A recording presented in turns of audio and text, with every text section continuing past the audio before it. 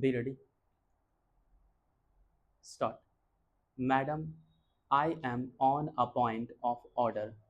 The points I wish to make are to my belief of substance because there are no rules or precedents that exist on it.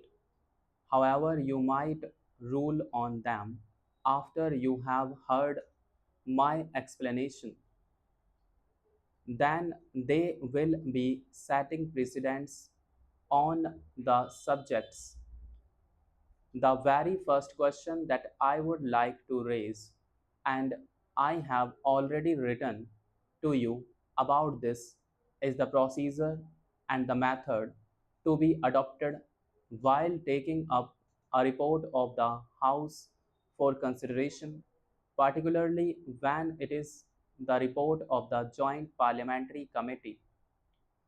Here, I would like to make a distinction between the methodology that is being adopted today and that which has been adopted by our parliament ever since it came into existence.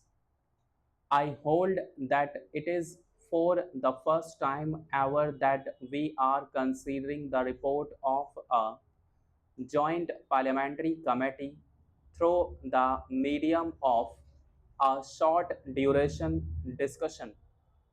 A short duration discussion in this house, or I believe Rule 193 in the other house, is a parliamentary device for airing views, for expressing or giving voice to a concern which is of some immediate public importance. This method adopted for discussing that which is the substantial enterprise of the two houses of parliament, irrespective of the contents of the report, is unsatisfactory.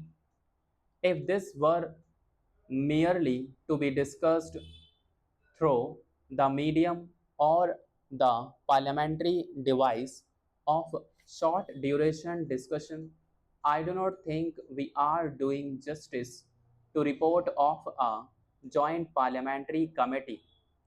Now, we would have accepted, and it would have been normal to accept that in as important a matter as the report of a joint parliamentary committee, the government had come forward with a substantive motion that they accepted the report or not should have been made known to the House.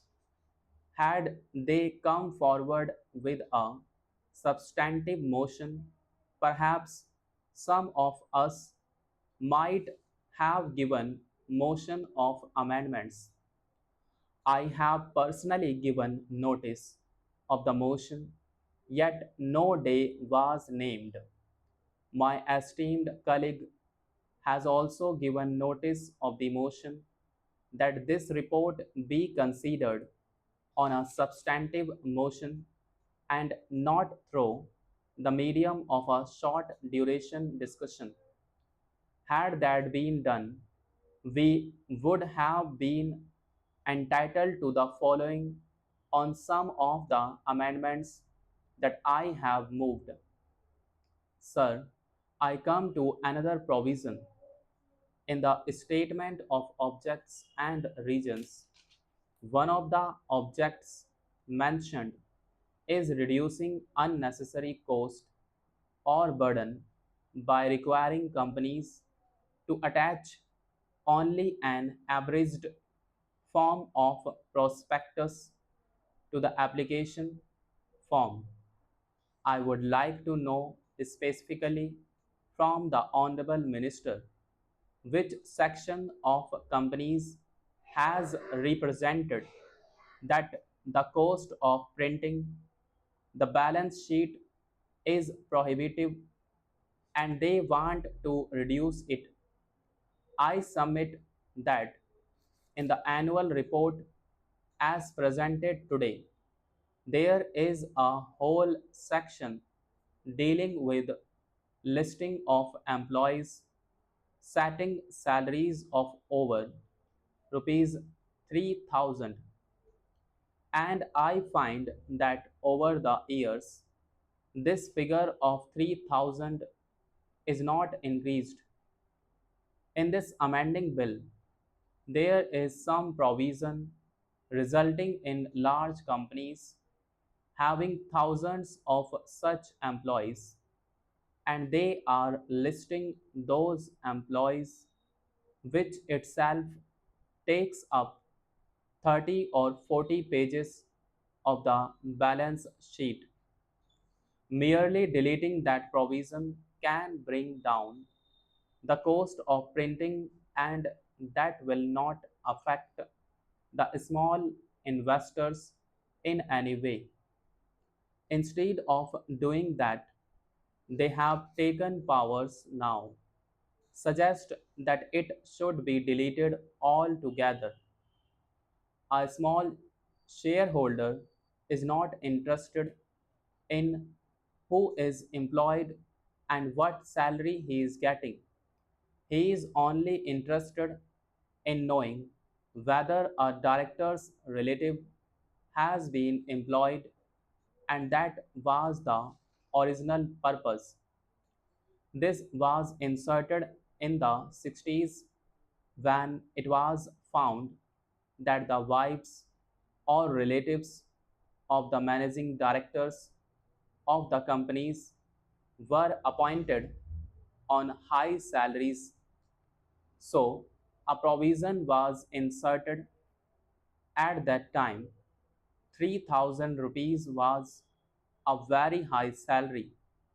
It was said that with regard to people drawing above 3000 rupees, details should be given. Today, the law should be amended to the effect that if the directors, relatives, or those connected with the companies are employed by the company, details should be given. Probably after this provision, nobody's relative will be employed because it will come to the adverse notice of the government. But averaging the whole balance sheet to reduce costs is not good. We are seeing larger corporations, instead of just giving information as required by the Companies Act, printing fancy balance sheets, color photographs, offset printing, etc. Certainly, they are not worried about the cost. It is a strange thing that the government is worried about reducing the cost, unless we are talking about the balance sheets of the public sector companies, which is a different matter.